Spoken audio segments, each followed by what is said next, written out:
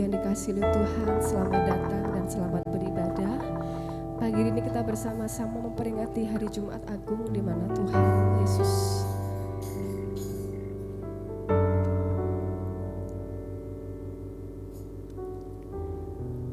sudah menyerahkan nyawanya bagi setiap kita. Mari bersyukur untuk kasih Tuhan yang besar.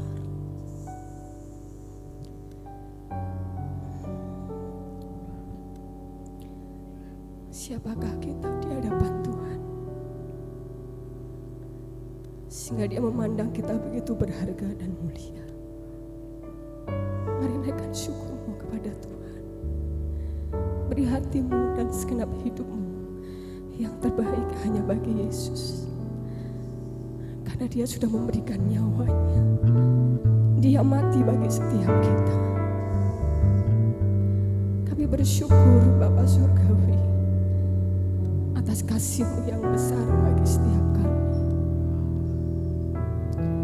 Pengorbanan-Mu yang termulia di atas Kalvari menebus setiap dosa dan pelanggaran kami. Kami bersyukur karena kami dicintai.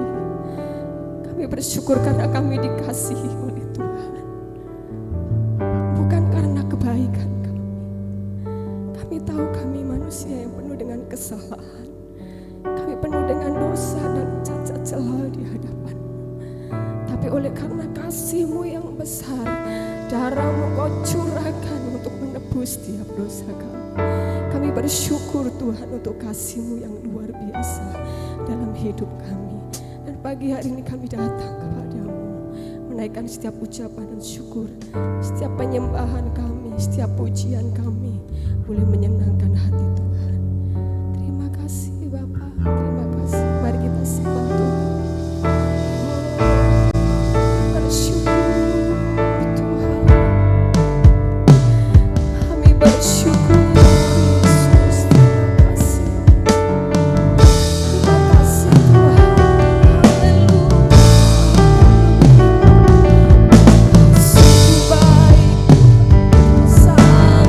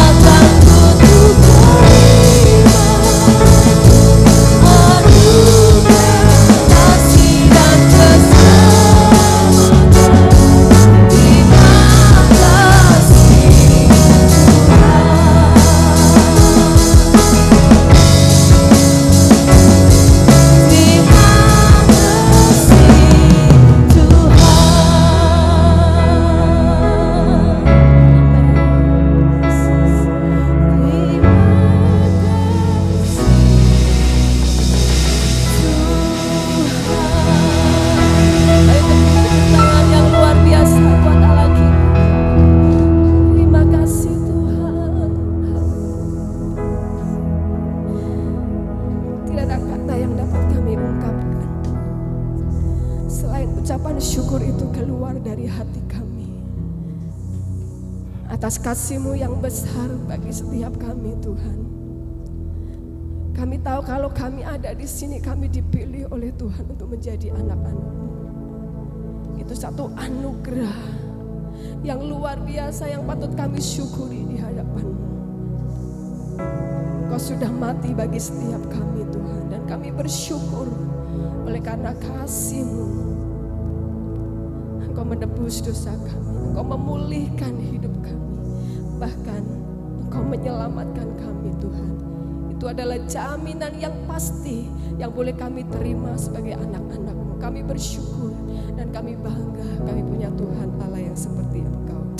Dan saatnya Tuhan, pagi hari ini kami mau lebih lagi memuji Engkau.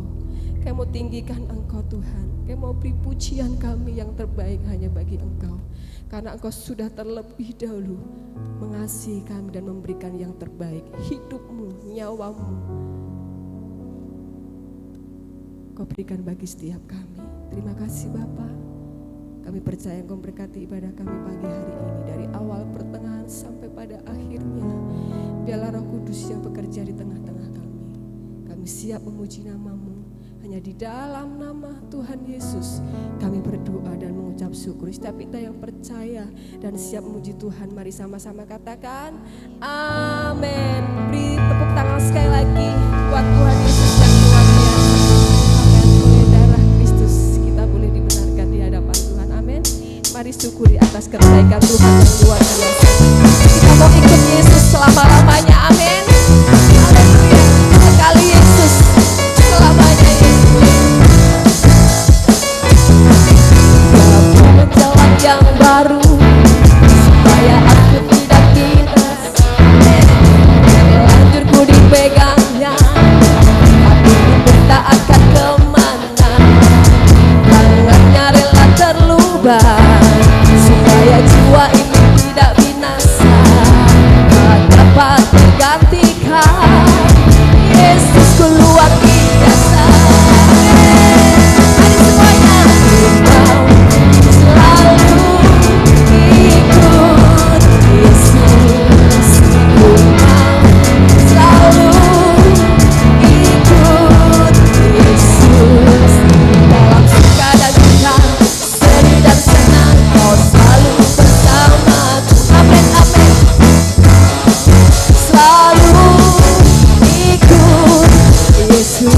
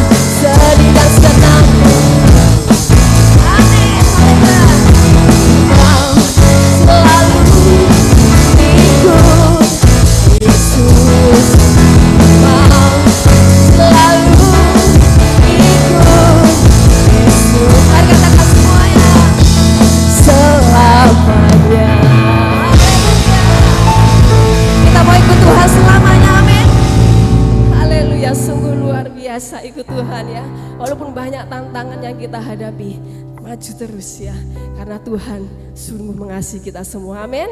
Haleluya. Masih semangat memuji Tuhan Bapak Ibu? Boleh lambaikan tangannya lagi. Haleluya. Haleluya. Kita percaya oleh kuasa darah anak domba kita sudah ditebus dan kita menjadi anak-anak yang dimenangkan. Haleluya. Mari kita nyanyikan pujian ini di hadapan Tuhan. Oleh darah anak domba. Haleluya.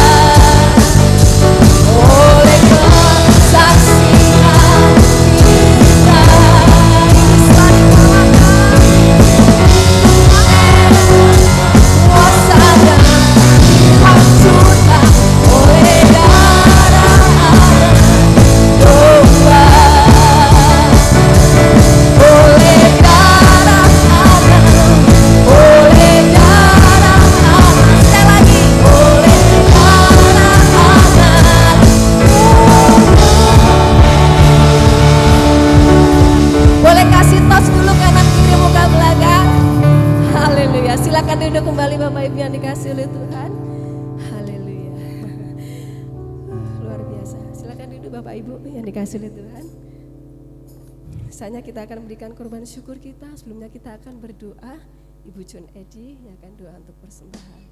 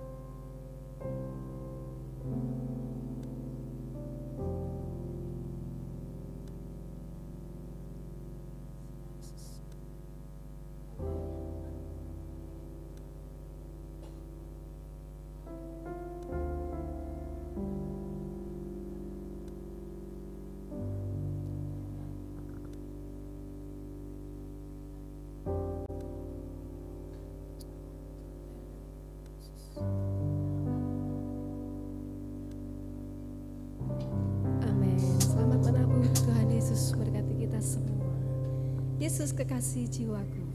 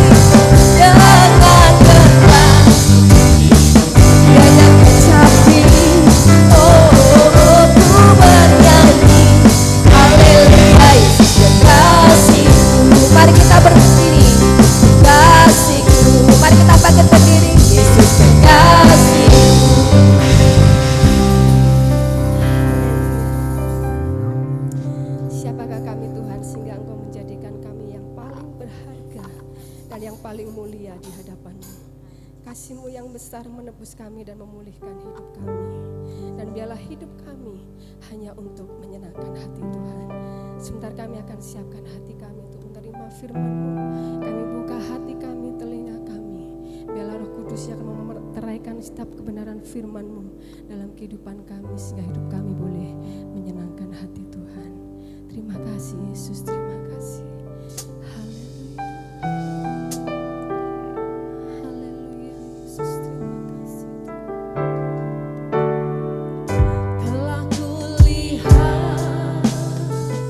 Bukti kasih-Mu, Kau menderita gantikanku. Dengan darah-Mu Kau selamatkanku. Kini ku hidup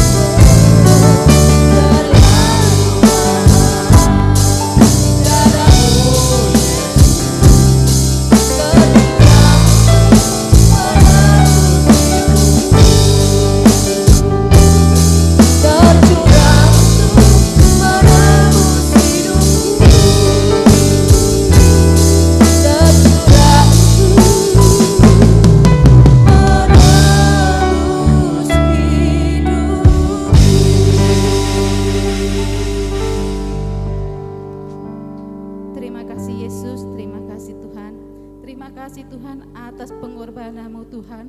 Kau telah gantikan kami Tuhan untuk menebus dosa-dosa kami Tuhan. Tuhan, terima kasih Tuhan, begitu besar Tuhan darah-Mu buat hidup kami Tuhan. Begitu berartinya Tuhan, begitu cintanya Kamu kepada kami Tuhan. Tuhan, terima kasih Tuhan, segala pengorbanan-Mu itu Tuhan untuk kami Tuhan. Terima kasih Tuhan, segala apapun Tuhan.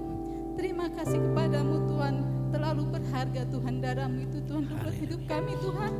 Tuhan, Kau telah curahkan darah-Mu itu Tuhan untuk menebus dosa-dosa kami Tuhan. Begitu banyak dosa yang kami telah berbuat Tuhan selama ini Tuhan. Terima kasih atas pengampunan yang Kau berikan Tuhan kepada kami Tuhan. Tuhan, sebentar juga kami akan mendengarkan firman-Mu Tuhan. Ajar kami Tuhan untuk mendengarkan firman-Mu dengan baik Tuhan. Tuntun kami Tuhan untuk siap dengan firman-Mu itu Tuhan, yang selalu pimpin kami Tuhan.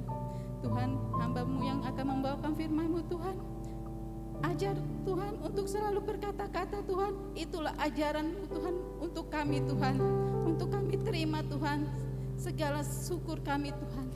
Ajarkan juga Tuhan untuk hamba-Mu, pimpin firman-Mu Tuhan, supaya menjadi berkat Tuhan bagi kami semua Tuhan di tempat ini Tuhan. Terima kasih Yesus, terima kasih Bapa. Haleluya, amin. Amin. Silakan duduk Bapak Ibu Saudara. Shalom. Baik, kita akan siapkan hati kepada firman Tuhan. Hari ini kita memperingati Jumat Agung Saudara. Bapak Ibu Saudara dikasih Tuhan, sebentar kita mau renungkan satu momen yang sangat dalam, satu peristiwa di kayu salib, yaitu Jumat Agung Saudara. Saudara, hari yang penuh kesunyian, hari yang penuh dengan penderitaan dan kegelapan bagi Yesus.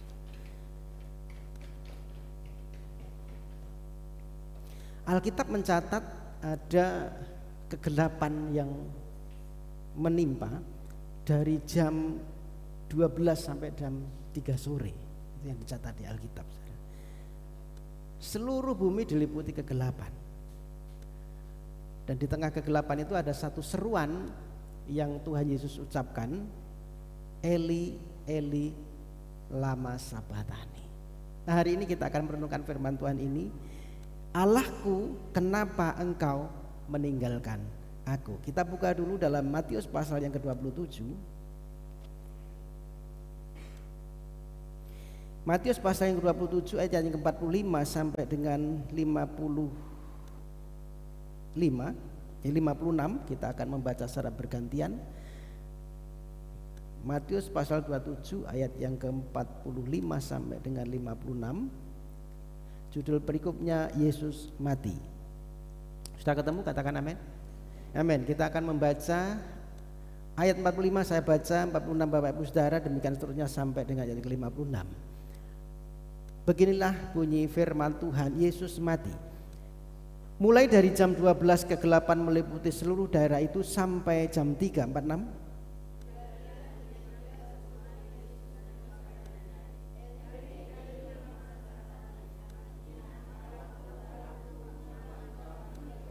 Mendengar itu beberapa orang yang berdiri di situ berkata, ia memanggil Elia.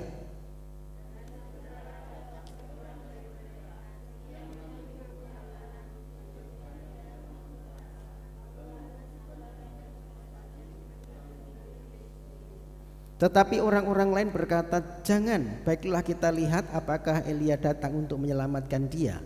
50.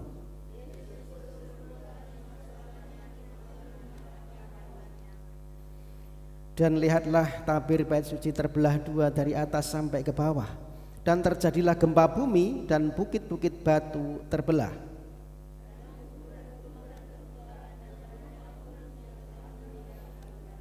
Dan sesudah kebangkitan Yesus, mereka pun keluar dari kubur, lalu masuk ke kota kudus dan menampakkan diri kepada banyak orang. 54.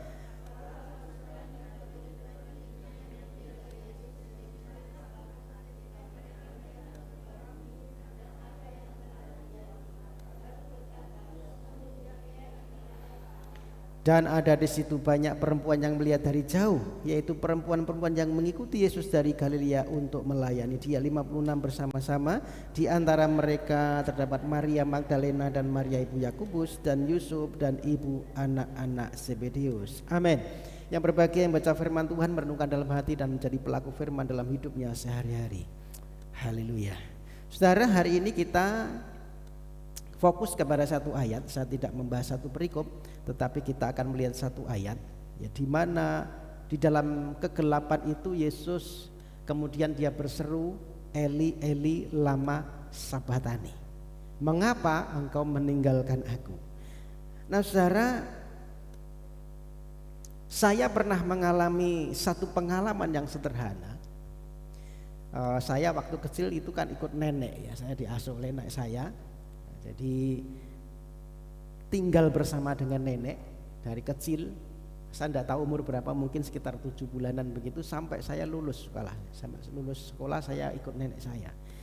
Nah saudara, satu malam ketika saya sedang tidur, ini peristiwa masih kecil ya saudara, mungkin kelas 3an SD. Tapi saya masih ingat peristiwa ini samar-samar ya. Nenek saya ini kan dukun zaman dulu. Kalau dukun bayi itu kan apa ya, dukun beranak itu ya. Dia punya alat, dia punya alat, dia ada training dari bidan gitu ya. Nah setiap kali ada orang mau melahirkan, nenek saya pasti dipanggil gitu, ya. Nah ketika satu malam tanpa saya dikasih tahu, rupanya ada orang mau melahirkan sana. Jadi nenek saya dipanggil, ditinggal saya sendirian ya. Saya tidak ngerti perginya kapan, tetapi kemudian saya terbangun dan saya melihat tidak ada orang pada waktu malam yang sunyi ini.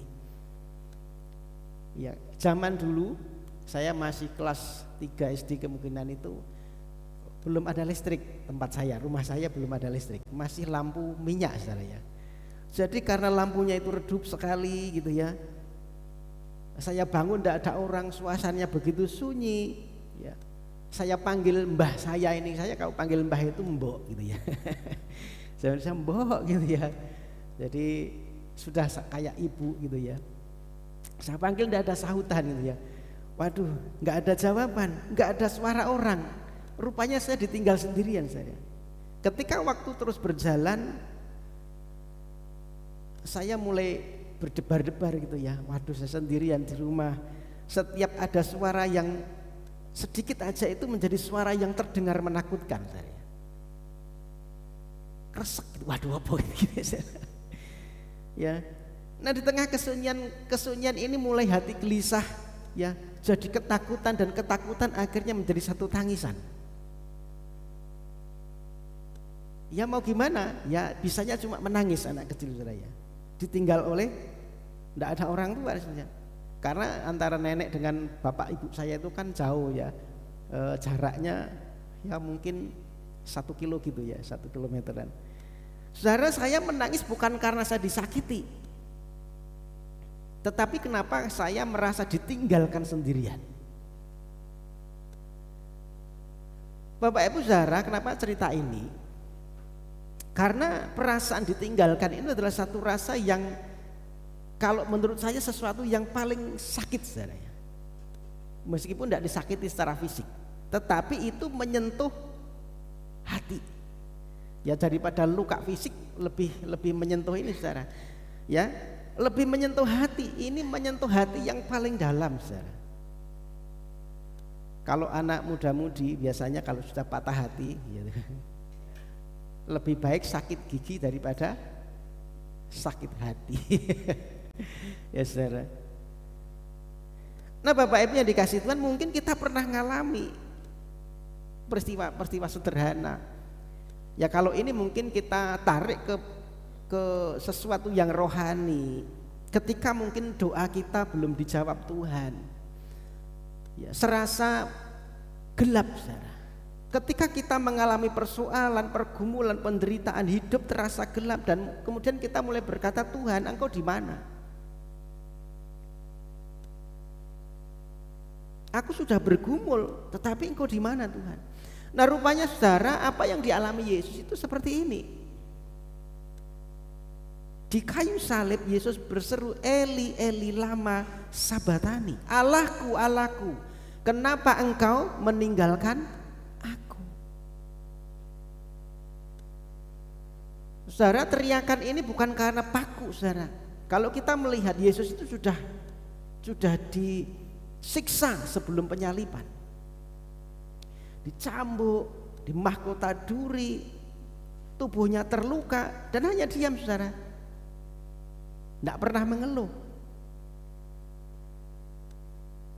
Makanya ketika Yesus berkata, mengapa engkau meninggalkan itu bukan karena paku, bukan karena luka, bukan karena mahkota durinya, tetapi rupanya ada satu kondisi keterpisahan dengan Bapaknya.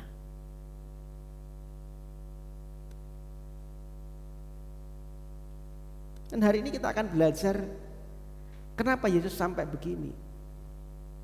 Ini adalah satu realita yang dialami sebagai substitusi atau pertukaran. Allahku, Allahku, mengapa engkau meninggalkan aku? Saudara, perhatikan bagian ini. Ini adalah bagian yang begitu penting. Seakan kita cuma ucapan Tuhan Yesus saja. Kita mendengar sambil lalu, tetapi tahukah saudara, ini bagian yang penting karena di momen inilah Yesus mengalami satu penderitaan yang terdalam. Saudara bisa perhatikan, biasanya selama ini Yesus itu menyebut Allah itu dengan Bapa. Bapa. Kenapa? Karena ini menunjukkan satu hubungan yang begitu intim, begitu dekat, begitu hangat, penuh dengan kasih. Tetapi di sini kemudian Yesus berubah, tidak lagi menyebut Bapa, tetapi menyebut apa? Allahku. Saudara, kenapa ini bisa berubah? Karena ternyata pada saat itu Yesus sedang tidak berdiri sebagai anak Allah dalam relasi keintiman. Yesus sedang tidak berdiri sebagai relasi Bapa dan anak pada saat itu, tetapi Yesus pada saat itu sedang berdiri sebagai wakil manusia. Yesus sedang berdiri sebagai wakil saudara dan saya di situ. Ia mengambil posisi kita. Ia menjadi pengganti atas saya dan saudara. Dia menanggung dosa saya dan saudara. Ia menjadi terdakwa pada saat itu. Kita ini terdakwa, saudara, tetapi diambil alih pada waktu itu, saudara. Dosa sedang ditanggungkan kepada Yesus. Dan saudara tahu prinsip Alkitab jelas bahwa dosa itu memisahkan manusia dengan Allah. Ketika manusia berdosa maka terjadi keterpisahan dengan Allah. Allah yang kudus itu tidak bisa punya hubungan dengan yang tidak kudus. Allah yang kudus tidak bisa berada di dalam situasi yang gak kudus. Nah saudara, ketika saat dosa ditimpakan kepada Yesus, Yesus sedang menanggung dosa dunia pada waktu itu. Dosa dunia sedang ditaruh pada Yesus. Maka Allah tidak bisa bersekutu lagi. Terjadi keterpisahan. Ketika semua dosa dunia, dosa masa lalu, dosa sekarang, dosa masa depan ditimpakan kepada Yesus, maka yang terjadi ia mengalami keterpisahan seperti yang dirasakan pada waktu itu. Terpisah dengan Bapaknya. Artinya saudara, Yesus harus ditinggalkan untuk sementara waktu. Kenapa Yesus ditinggalkan? Supaya saya dan saudara tidak ditinggalkan lagi. Amin. Di atas kayu salib itu terjadi sebuah pertukaran ilahi. Dosa kita ditaruh pada Yesus. Kebenarannya Yesus diberikan kepada kita. Ada substitusi, pertukaran di situ. Kitalah yang harusnya menanggung di situ. Kitalah yang harusnya dihukum di situ, tetapi itu sudah dikerjakan Yesus. Yesus yang tidak berdosa diperlakukan seperti orang yang tidak berdosa pada waktu itu.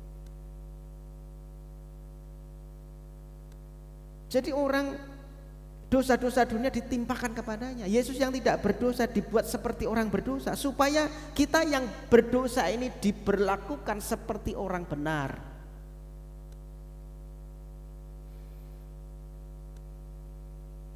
Nah, saudara, Alkitab mencatat ada kegelapan dari jam 12 sampai jam 3 siang. Saudaraku, dalam Alkitab kegelapan seringkali menjadi lambang penghakiman Allah. Kegelapan itu menjadi lambang murka Allah. Ya, kalau kita melihat dalam kitab Amos pasal 8 ya, di situ ada disebutkan bahwa ada satu hari di mana matahari itu terbenam di tengah hari dan dibuat bumi gelap pada siang hari. Itu adalah lambang murka Allah. Makanya di dalam tulah di Mesir, tulah yang ke-9, salah satunya adalah kegelapan yang pekat. Jadi saudara, yang terjadi pada waktu itu bukan fenomena alam gerhana biasa, bukan, tetapi itu memang satu simbol penghakiman Allah atas dosa. Terjadi kegelapan. Dosa sedang dihukum di situ, dan Yesus menanggung murka Allah atas dosa manusia. Makanya kegelapan ini menjadi satu simbol ia sedang mengalami penghakiman ilahi. Menggantikan siapa? Kita, saudara. Menggantikan saya dan saudara. Kitalah yang harusnya dihakimi, tetapi di salib itu Yesus sudah menanggung, memikul masa depan kita yang mestinya gelap. Di salib itu pengharapan kita yang harusnya gelap itu sudah ditanggung Yesus. Nasib kita yang harusnya gelap itu sudah ditanggung Yesus. Amin. Jadi dunia menjadi gelap karena sang terang pada waktu itu sedang memikul dosa seluruh umat manusia. Dosa dunia sedang ditimpakan kepada Yesus. Yesus yang tidak berdosa ini dibuat berdosa, menanggung murka Allah agar saya dan saudara dibenarkan. Saudara, ini satu berita yang luar biasa.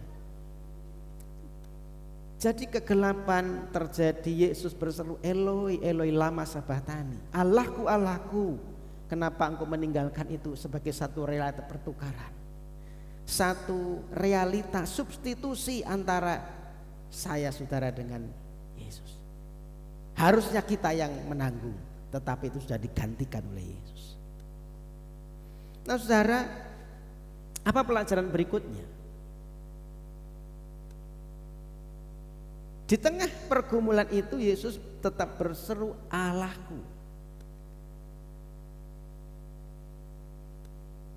Dan ini penting saudara untuk kita renungkan. Walaupun pada saat itu Yesus merasa ditinggalkan, tetapi ia tetap menyebut Allah.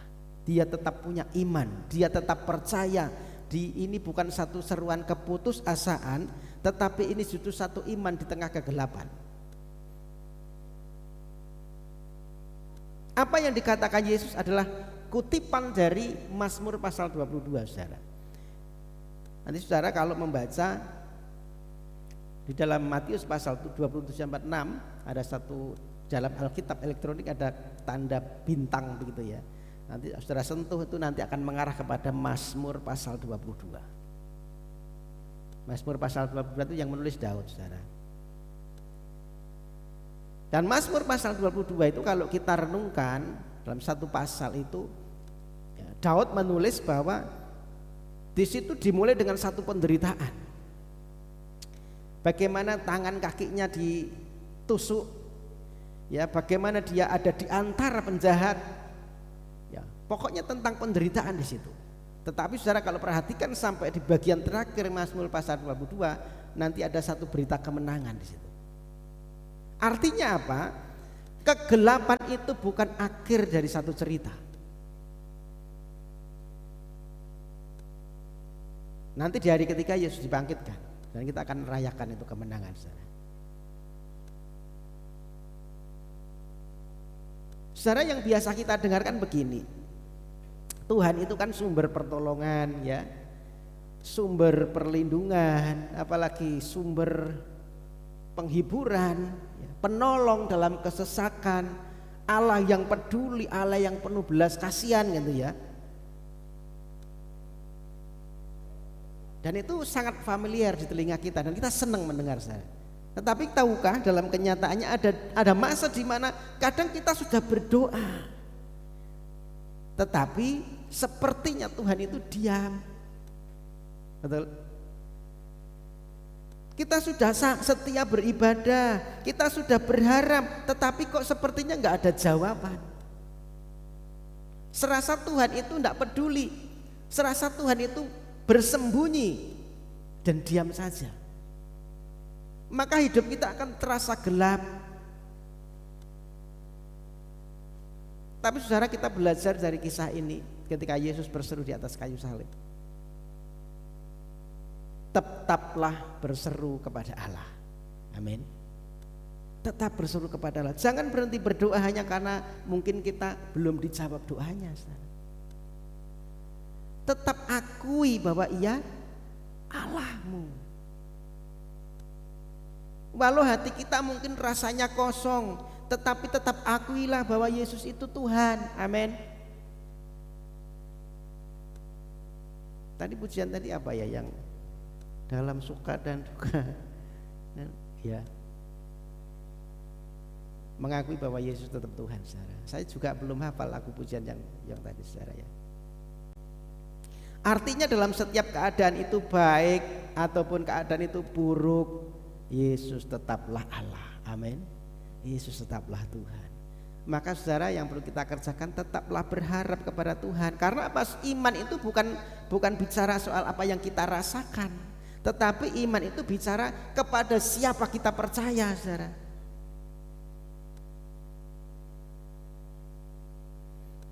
Maka saudara, perasaan ditinggalkan itu bukan berarti Tuhan benar-benar meninggalkan kita.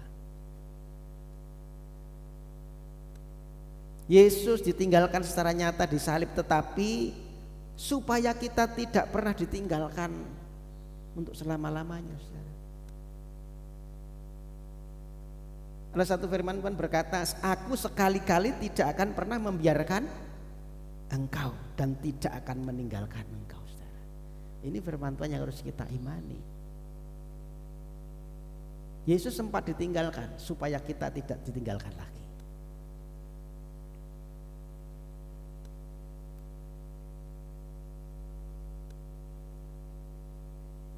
Saudara, ketika Yesus menyerahkan nyawanya,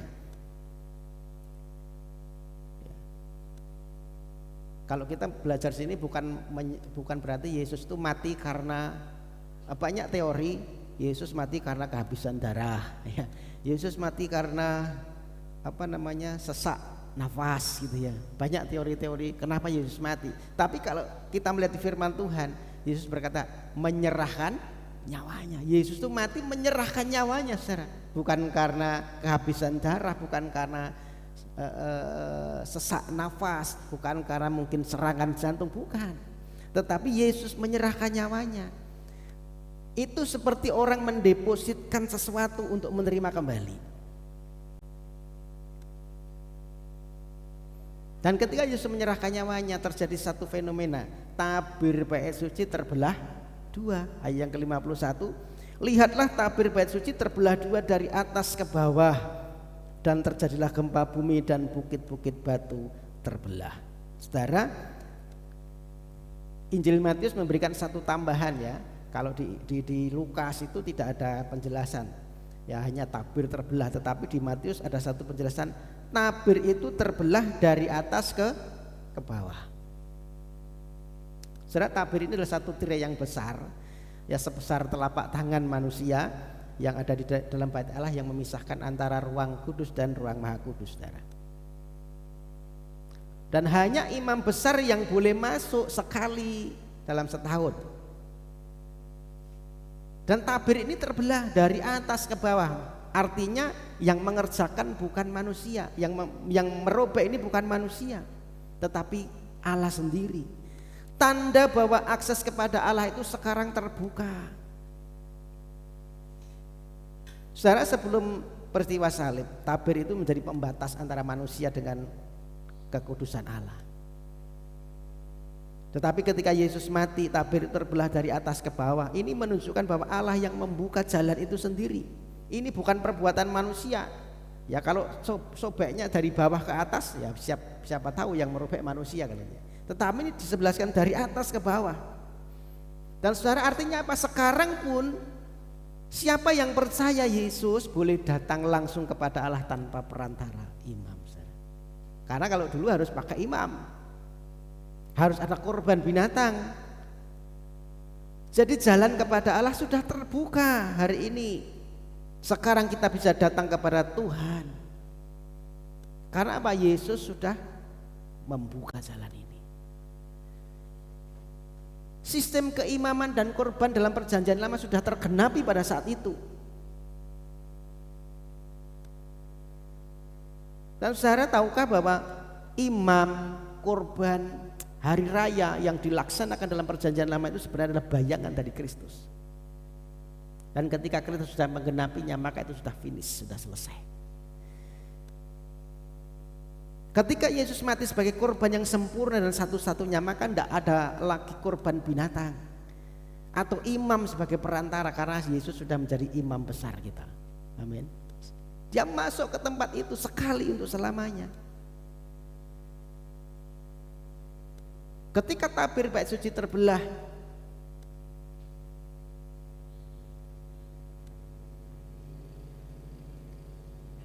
artinya bahwa Allah tidak lagi tinggal dalam satu gedung yang dibatasi oleh tabir.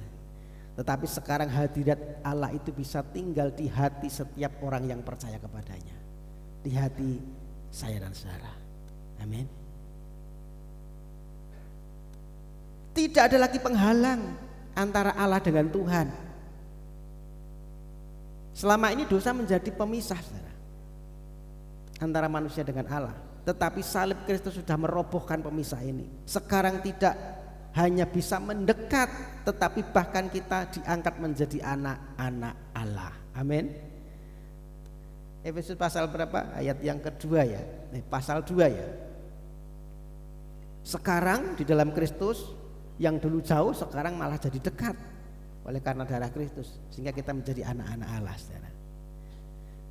Di bagian yang terakhir, saudara, ketika sudah kita mendengar banyak hal tentang cerita penyaliban, maka ini yang perlu kita aplikasikan dalam hidup kita. Apa respon kita terhadap salib? Ini panggilan buat saya dan saudara.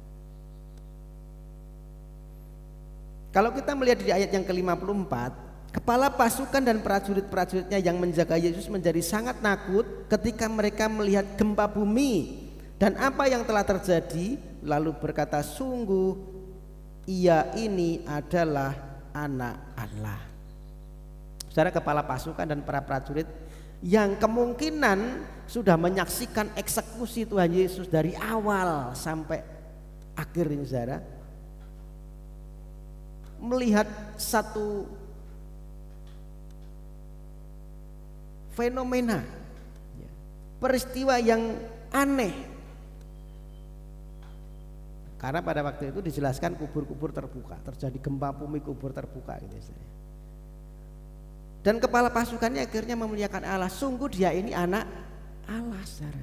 Ada satu pengakuan yang keluar dari mulutnya, dari orang yang tidak percaya jadi percaya. Ia mengakui bahwa Yesus itu anak Allah. Nah, pertanyaan saudara, bagaimana dengan kita? Bagaimana dengan saya dan saudara? Setelah kita mendengar kisah tentang penyaliban, jangan hanya ini menjadi satu kisah yang mengharukan, saknoyo mungkin gitu ya, satu kisah yang menyentuh hati. Tetapi apakah kita mau merespon ini? Apakah kita sungguh mau menerima anugerah itu dan percaya kepada Yesus bahwa dia itu anak Allah? Dan ini panggilan buat kita semua, saudara.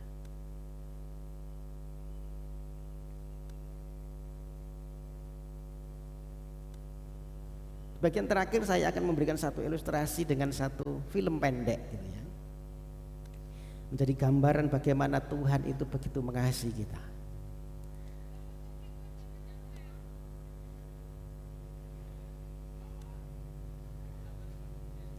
MP3-nya bisa dinaikkan. Volume MP3-nya dinaikkan.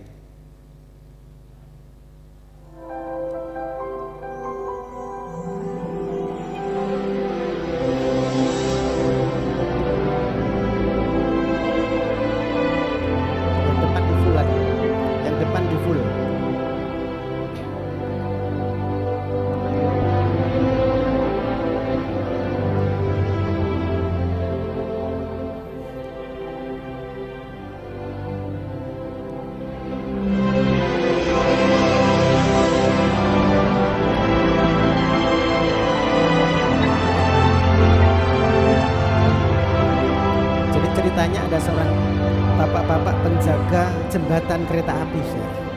Dia punya satu anak, dia sangat mengasihi anaknya, dan anak ini juga suka dengan kereta api. Dia begitu dekat dengan sang anak laki-lakinya ini.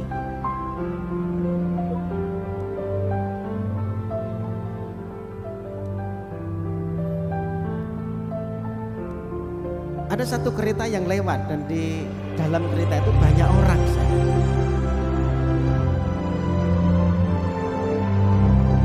Banyak orang dengan berbagai karakter, dengan berbagai sifat.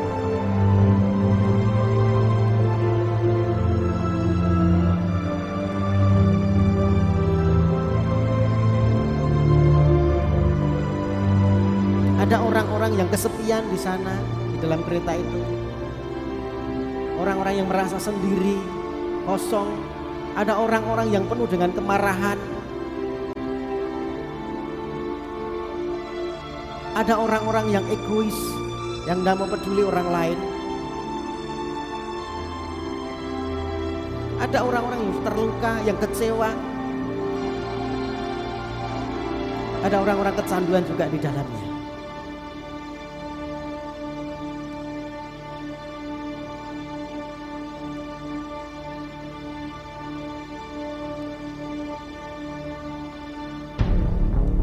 Tiba-tiba ada satu kereta yang berjalan.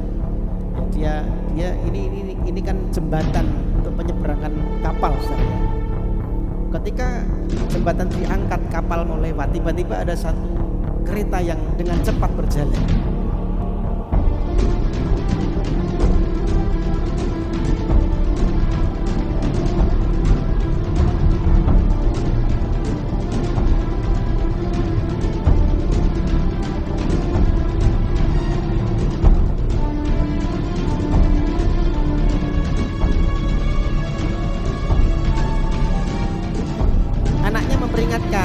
Kepada ayahnya, ayah ada kereta lewat, keretanya terlalu cepat.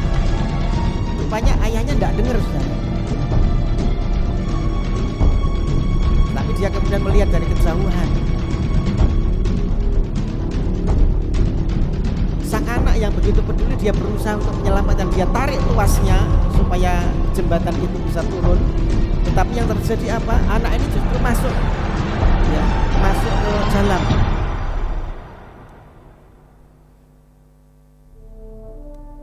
Ini menjadi satu pilihan buat bapaknya. Kereta semakin dekat, sementara di sisi lain anaknya terjebak di dalam, saudara, terjepit. Dia harus menentukan pilihan. Biarkan semua penumpang dalam kereta itu mati, atau dia harus menurunkan tuas tetapi anaknya mati.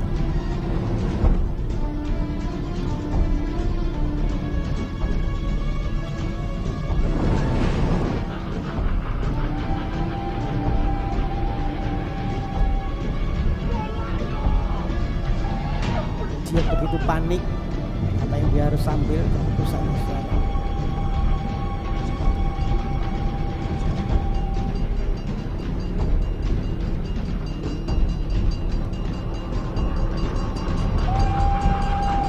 Keretanya semakin dekat.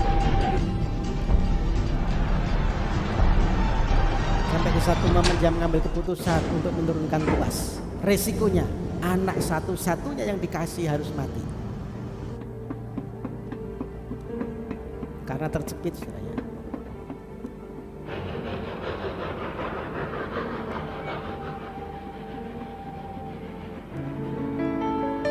Dihampiri anak itu. Telah kulihat bukti kasih-Mu, Kau menderita gantikanku. Dengan darah-Mu Kau selamatkanku. Semua orang dalam satu kereta selamat. Hidup menyenangkan-Mu. Orang dengan berbagai macam-macam karakter tadi, dia selamat. Tetapi satu-satunya terlalu besar kasih-Mu Bapa, pengorbanan yang Kau berikan bagiku. Terlalu mahal darah-Mu Yesus tercurah untuk menebus hidupku. Pemain musik bisa maju ke depan. Saudara, itu adalah gambaran salib. Tidak bisa menggambarkan sepenuhnya, saudara, tetapi ini adalah paling tidak ini gambaran salib Tuhan.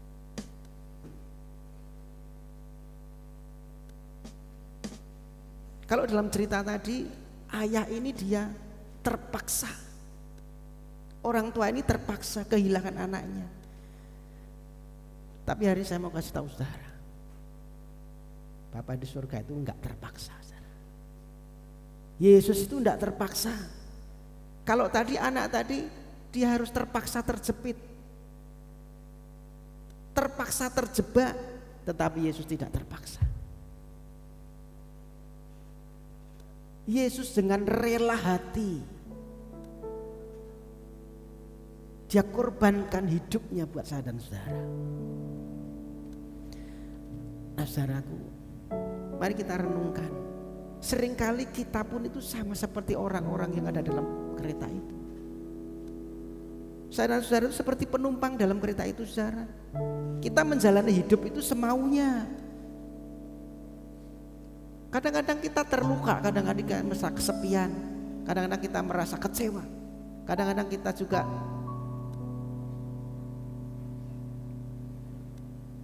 merasa kosong, tidak tahu tujuannya kemana, tanpa menyadari bahwa sesungguhnya di depan ada maut, saudara.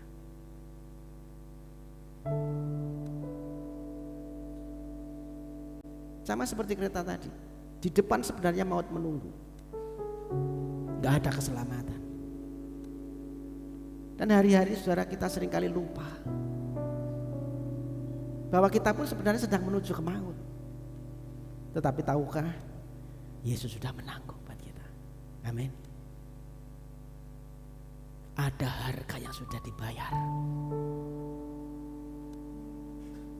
sehingga kita selamat dari maut, saudara. Maka hari ini kalau kita merenungkan Eli, Eli lama sabachthani, ini adalah justru bukti kasih yang paling besar. Ketika Yesus ditinggalkan oleh Bapaknya, ini adalah bukti kasih yang terbesar. Ia ditinggalkan supaya saya dan saudara diterima oleh Bapa di surga. Ia dihukum supaya kita diampuni.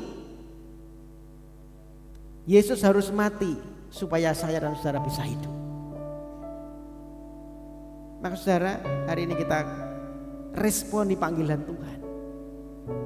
Sama seperti perwira, prajurit-prajurit yang menerima dia, mengakui bahwa sungguh dia adalah anak Allah. Amin. Kita harus datang kepadanya, percaya kepadanya dan hidup bagi dia hari ini sampai selamanya. Kita naikkan pujian yang terakhir tadi.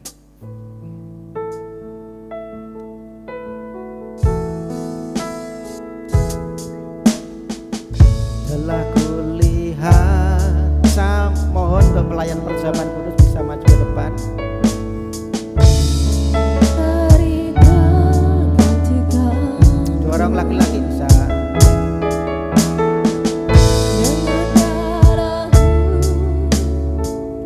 Kau selamatkan. Sebentar saya, kita berdoa dulu. Kita akan berdoa.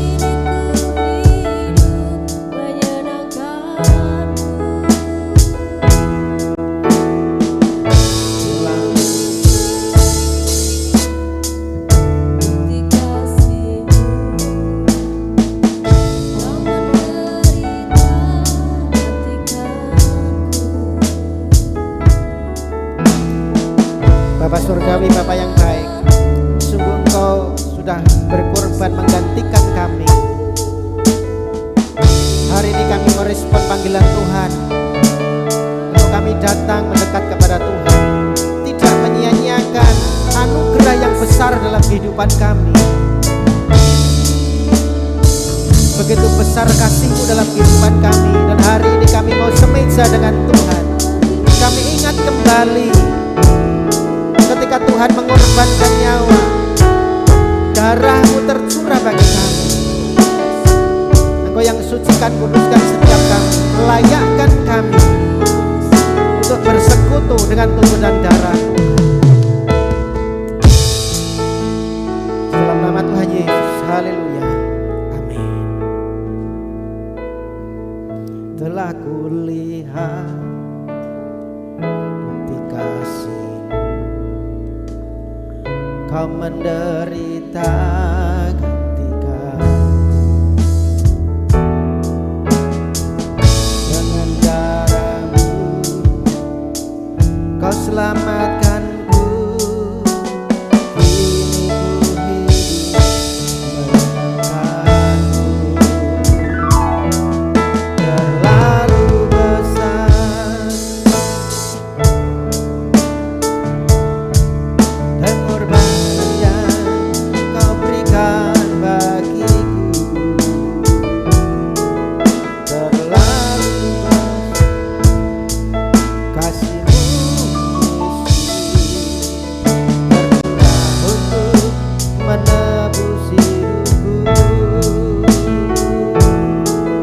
Terlalu besar kasih-Mu Bapa, pengorbanan yang Kau berikan bagiku.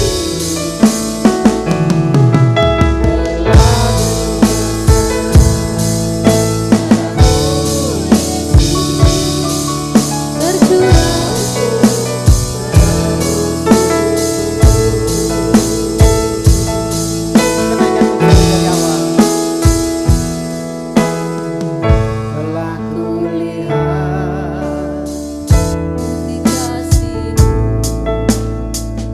Kau menderita gantikan. Saudara yang bisa pakai berdiri. Kau selamatkanku.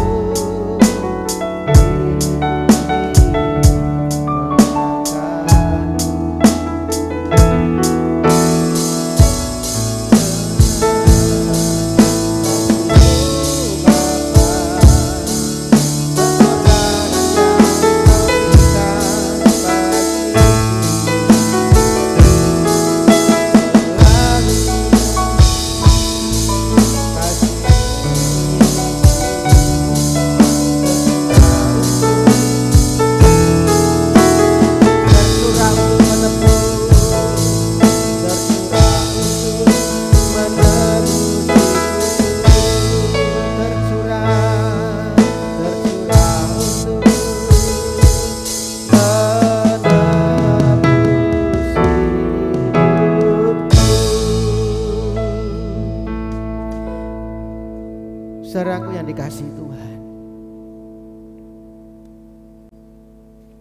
di kayu salib Ia mengambil tempat kita. Ia memikul hukuman yang seharusnya kita tanggung, saudara. Ia bahkan harus mengalami keterpisahan dengan Bapaknya supaya kita menerima persekutuan dengan Bapa di surga. Saudaraku, hari ini kita akan mengingat kembali tubuh dan darah Tuhan. Roti dan cawan yang akan kita terima ini bukan hanya sekedar simbol biasa. Ini adalah pengingat bahwa tubuhnya sudah diserahkan untuk kita, bahwa darahnya telah dicurahkan untuk pengampunan dosa kita. Dan saudara, setiap kali kita mengambil bagian dalam perjamuan kudus ini, kita sedang mengingat ada satu harga yang sangat mahal yang sudah dibayar Tuhan. Maka kita perlu datang dengan iman. Kita perlu datang dengan pertobatan, dan kita perlu datang dengan ucapan syukur. Angkat roti di tangan kanan kita. Sebab apa yang telah kutuliskan kepadamu telah aku terima dari Tuhan, yaitu bahwa Tuhan Yesus pada malam waktu ia diserahkan, ia mengambil roti. Sesudah itu ia mengucap syukur atasnya, ia memecah-mecahkannya dan berkata, inilah tubuhku yang diserahkan bagi kamu. Perbuatlah ini menjadi peringatan akan aku. Bukankah roti yang ada di tangan kanan kita, yang kita angkat tinggi-tinggi, yang kita pecah-pecahkan, adalah persentuhan dengan tubuh Kristus? Amin. Terimalah dengan iman dalam nama Tuhan Yesus.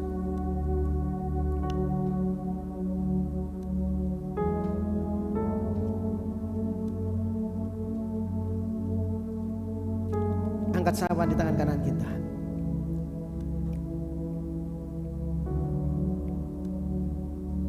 Demikian juga ia mengambil cawan sudah makan, lalu berkata, cawan ini adalah perjanjian baru yang dimeteraikan oleh darahku. Perbuatlah ini setiap kali kamu minumnya menjadi peringatan akan aku. Bukankah cawan pengucapan syukur, yang di atasnya kita mengucap syukur adalah persekutuan dengan darah Kristus? Amin. Terima dengan iman dalam nama Tuhan Yesus.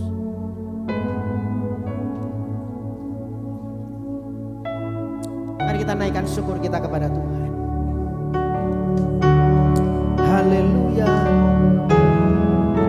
haleluya. Terima kasih buat pengorbananmu. Terima kasih Tuhan buat kasih-Mu. Haleluya,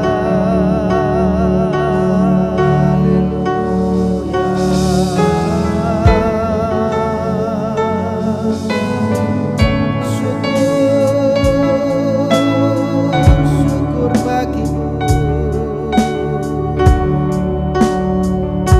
Terima kasih,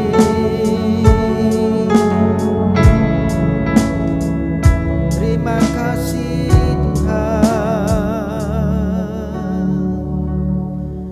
Terima kasih Bapa, kami sungguh mengucapkan syukur momentum mengenang pengorbanan-Mu di atas kayu salib. Hamba-Mu yang telah Kupakai untuk menyampaikan kebenaran ini, Kau meteraikan dalam hati kami. Biarlah setiap saat kami menghadapi sesuatu yang tidak menyenangkan, kami sadar bahwa bencana yang gelap itu sudah dipikul oleh Tuhan Yesus. Amin. Kami punya pengharapan yang pasti. Perjanjian-Mu ya dan amin. Dan perjanjian baru telah Kumeteraikan dengan darah-Mu. Dan meterai darah-Mu ada di dalam kami. Kami mengucapkan syukur untuk pengorbanan-Mu. Bukti kasih-Mu yang tidak bisa kami ukur dengan apapun. Kecuali kami hanya bisa menyerahkan sisa hidup kami ke dalam tangan-Mu Tuhan. Pakai kami semua untuk menggenapi rencana-Mu dalam memanggil kami, dalam menciptakan kami menjadi ciptaan yang baru itu. Terima kasih Bapa. Kami menyerahkan hamba-Mu yang menyampaikan firman. Pakai sampai sisa hidupnya untuk melayani pekerjaan Tuhan. Dan biarlah rencana Allah dalam kehidupan di dalam gereja ini terlaksana secara utuh, secara sempurna. Terima kasih Bapa. Kami berdoa dan mengucapkan syukur hanya di dalam nama Tuhan Yesus Kristus. Haleluya. Amin. Terima kasih. Silakan dulu Bapak Saudara. Oke, ada pengumuman. Hari Minggu kita masih ada ibadah ya, ada Paskah Saudara. Jadi jam 9 saya mengundang Bapak Saudara jam 9 hari Minggu kita kembali hadir. Ada ibadah Paskah, itu ada hari kemenangan karena Yesus bangkit pada hari itu. Kita rayakan kebangkitan Tuhan dan disertai dengan perjamuan kasih Saudara. Jadi mari kita juga nikmati kebersamaan di hari Minggu nanti ya, supaya kita semakin dipersatukan dalam satu tubuh Kristus. Itu menjadi pengumuman jadwal ibadah kita di hari Minggu. Namun saudara, saya juga perlu umumkan hari ini nanti sore juga ada ibadah anak. Ya, ini ibadah Paskah. Ya, jadi anak-anak sekolah Minggu rupanya mendahului Paskah. Ya, karena nanti sore ada ibadah Paskah sekolah Minggu, meskipun hari ini masih Jumat Agung. Ya, tetapi tidak apa-apa. Yang penting bukan ketepatan, tetapi momennya ya, saudara. Karena bertepatan hari-hari ini juga kita merayakan kemenangan Tuhan. Jadi nanti sore anak-anak sekolah Minggu silahkan diantar jam 3 sore. Ya, silakan untuk diantar. Ada game-game menarik, ada bingkisan-bingkisan juga ada. Ya, pokoknya snack lah mungkin ada kayaknya. Saudara silakan diantar supaya mereka juga bisa bersukacita saudara. Nanti sore. Kemudian Sabtu juga ada ibadah youth jam 6 sore, silakan anak-anak muda remaja bisa bergabung, berkumpul untuk beribadah bersama dalam komunitas yang baik. Itu yang boleh saya sampaikan biar menjadi perhatian kita semua, dan kita akan akhiri ibadah Jumat Agung pagi hari ini. Sekali lagi saya mohon Bapak Ibu Saudara bisa bangkit berdiri, kita akan berdoa dalam doa berkat. Pujian dan syukur kami naikkan di hadapan-Mu Tuhan. Kami sudah beribadah kepadamu hari ini. Biarlah pujian pengagungan kami menyenangkan hati Tuhan. Korban syukur kami menjadi dupa harum di hadapan-Mu. Firman-Mu itu termotret di hati kami dan kami meresponi firman-Mu. Bapa, Engkau Allah yang begitu mengasihi kami. Dan biarlah persekutuan dengan tubuh dan darah Tuhan pagi hari ini, tubuh dan darah menyatu dengan hidup kami sehingga membuat kami makin serupa segambar dengan Tuhan. Terima kasih buat ibadah pagi ini, Engkau sudah menyertai sampai pada bagian akhir. Dan kami percaya pulang dengan berkat-berkat Tuhan. Kami yang datang mungkin dengan banyak hal, yang datang dengan kesusahan, datang dengan pergumulan, datang dengan perasaan yang tidak baik, ada kekosongan di hati kami, ada kekecewaan. Pulang dengan diubahkan Tuhan, karena kami menyadari Engkau begitu mengasihi kami. Dan sesungguhnya apa yang kami alami tidak sebanding dengan apa yang Engkau alami Tuhan. Ketika kami mampu memandang salib, maka apapun itu tidak akan menggoyahkan iman kami. Apapun itu tidak akan membuat iman kami turun, tetapi justru kami makin setia kepada Tuhan. Berkati setiap umat-Mu yang sudah datang pagi hari. Yang susah Tuhan hibur, yang lemah Tuhan kuatkan, yang sakit Engkau jamah sembuhkan di dalam nama Tuhan Yesus Kristus. Terima kasih Tuhan. Kami percaya berkat-Mu atas kami. Engkau memberkati rumah tangga kami, hidup nikah kami diberkati Tuhan, anak-anak kami diberkati Tuhan. Engkau juga memberkati pekerjaan kami, sawah, ladang, ternak, pekerjaan kami dibuat berhasil oleh Tuhan. Apapun yang kami kerjakan diberkati Tuhan, membawa kami naik, tidak turun menjadi kepala dan bukan ekor seperti janji firman-Mu. Dan kami boleh menikmati berkat-berkat Tuhan untuk kami boleh menjadi saksi Tuhan, menjadi terang, menjadi garam yang memberikan dampak yang baik sehingga namamu dipermuliakan melalui kehidupan setiap kami. Bapak Ibu Saudaraku yang kekasih, setelah kita beribadah kepada Tuhan dengan sepenuh hati, mari kita pulang dengan berkat-berkat Tuhan, berkat penyertaan Tuhan dari hari ini sampai dengan selama-lamanya. Angkat tanganmu, arahkan pandangan surga, terimalah berkat terbaik.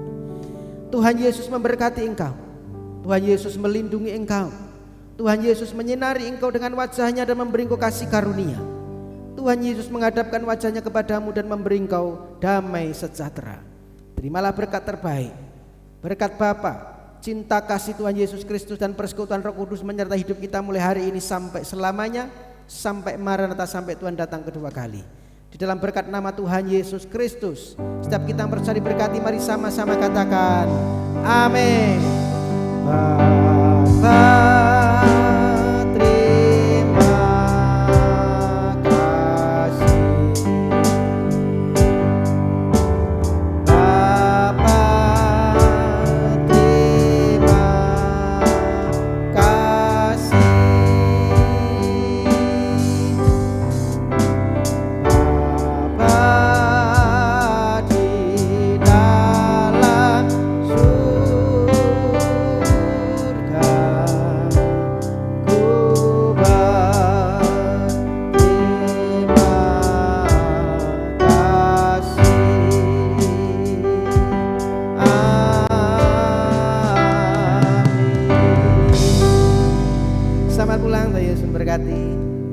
selamat Jumat Agung.